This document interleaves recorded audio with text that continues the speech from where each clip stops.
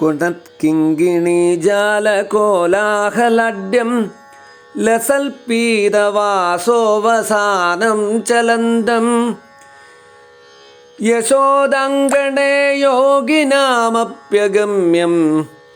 ഭജേഹം മുകുന്ദം ഘനശ്യാമവർണം.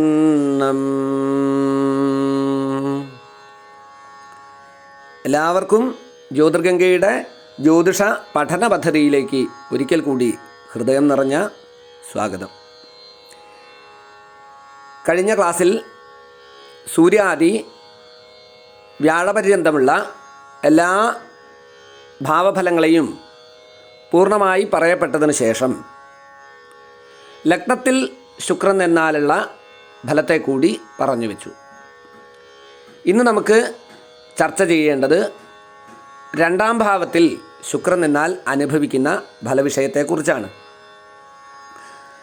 ആയതിനെ നമുക്കൊന്ന് ചമൽക്കാര ചിന്താമണിയിലൂടെ പരിശോധിക്കാം. മുഖം ചാരുഭാഷം മനീഷാഭിചാർവി സുഖം ചാരുചാരുണിവാസാംസി തസ്യ കുടുംബസ്ഥിത പൂർവദേവസ്യ പൂജ്യ കുടുംബേന കിം ചാരുചർവാംഗനാശ.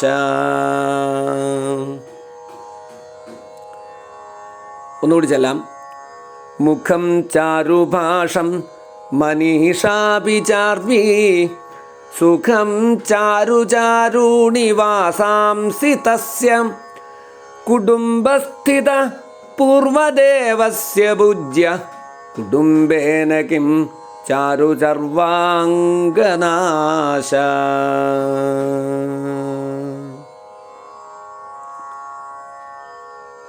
മുഖം ചാരുഭാഷം മനീഷാഭിചാർവി സുഖം ചാരുചാരൂണി വാസാംസി തസ്യ കുടുംബസ്ഥിത പൂർവദേവസ്യ പൂജ്യ കുടുംബേന കിം ചാരു ചർവാംഗനാശ.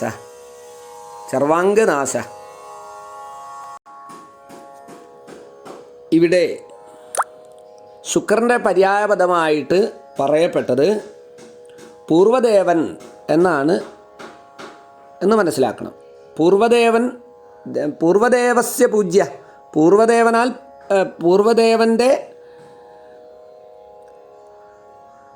പൂജ്യൻ എന്ന് ഇവിടെ ഉദ്ദേശിച്ചത് ശുക്രനെ കൊണ്ടാണ്.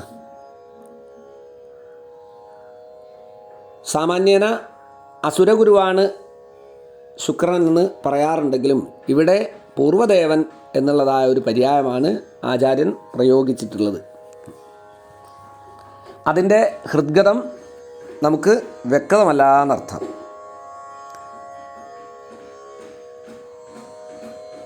കുടുംബസ്ഥിത പൂർവദേവസ്യ പൂജ്യ, കുടുംബസ്ഥിതൻ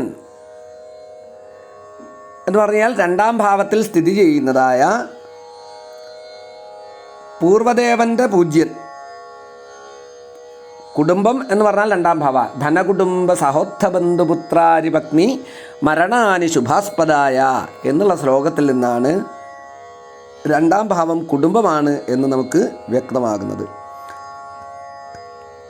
അപ്പോൾ കുടുംബസ്ഥാനത്ത് നിൽക്കുന്നതായ ശുക്രൻ അഥവാ കുടുംബസ്ഥാനത്തിൽ ശുക്രൻ നിന്നാലുള്ളതായ ഫലവിഷയങ്ങളാണ് ഇവിടെ പറയപ്പെട്ടത് എന്ന് ഈ വരി കൊണ്ട് സൂചിപ്പിക്കുന്നു.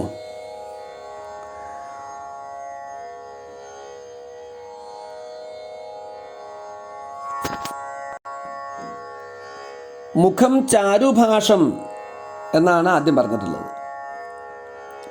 ചാരു എന്ന് പറഞ്ഞാൽ മനോഹരമായത്, ചാരുത എന്നൊക്കെ നമ്മൾ പറയാറില്ലേ, അതാണ്. ചാരുവായ ഭാഷയോട് കൂടിയവനായിരിക്കും എന്നർത്ഥം. രണ്ടാമത്തെ രാശിയിൽ ശുക്രൻ നിന്നാൽ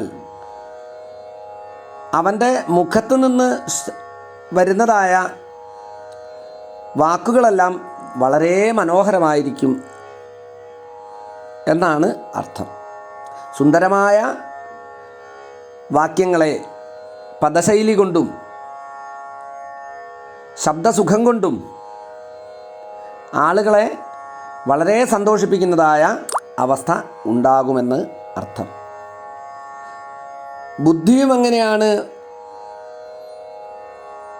മനീഷ എന്ന് പറഞ്ഞാൽ ബുദ്ധിയാണ്.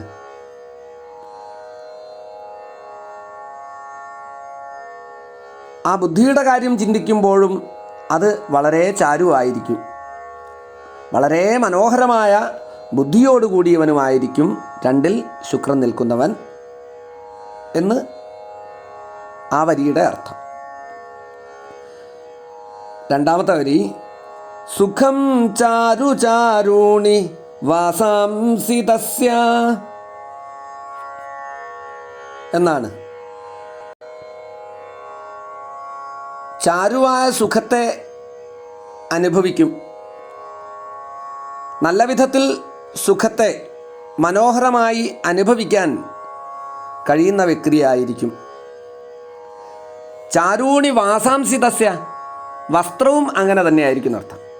ഈ 2-ാം ഭാവത്തിൽ ശുക്രൻ നിന്നാൽ പൊതുവെ വസ്ത്രത്തോട് ഭ്രമമുള്ള ആളുകളും നല്ല വസ്ത്രം ധരിച്ച് ആളുകളുടെ മുന്നിൽ പ്രത്യക്ഷപ്പെടണം എന്ന് ചിന്തിക്കുന്നതായ വ്യക്തിയുമായിരിക്കുമെന്ന് മനസ്സിലാക്കണം.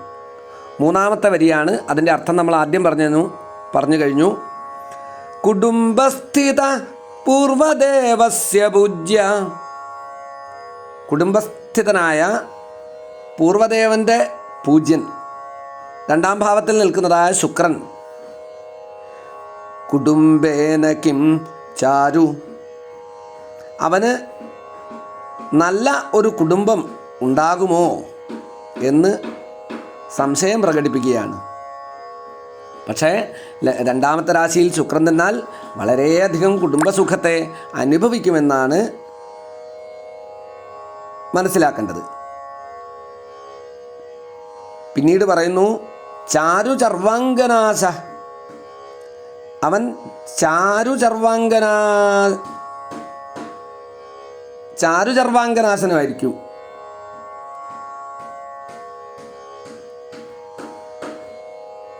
ചാരുചർവാംഗനാശ, നാശ എന്നല്ല, ചാരുചർവാംഗനാശ, ചാരുവായ അങ്കനകളിൽ ആശയോടുകൂടിയവനായിരിക്കുമെന്നാണ് അർത്ഥം. ഒന്നുകൂടി ചെല്ലാം ശ്ലോകം. മുഖം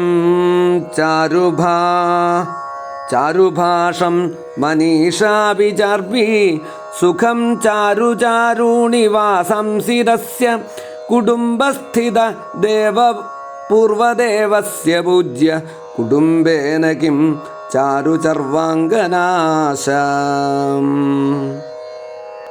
ശുക്രൻ ലഗ്നത്തിൽ നിന്നാൽ അവൻ്റെ മുഖത്തിൽ നിന്ന് നല്ല സംഭാഷണം പുറത്തു വരികയും അതിയായ ബുദ്ധിയോട് കൂടിയവനുമായിരിക്കും. എല്ലാ സുഖങ്ങളെയും അനുഭവിക്കുന്നവനായിരിക്കും. നല്ല വിധത്തിൽ വസ്ത്രധാരണം നടത്തും. കുടുംബത്തിൽ എല്ലാവിധ സുഖവും ഉണ്ടാകുമെന്ന് അർത്ഥമായി ഗ്രഹിക്കണം.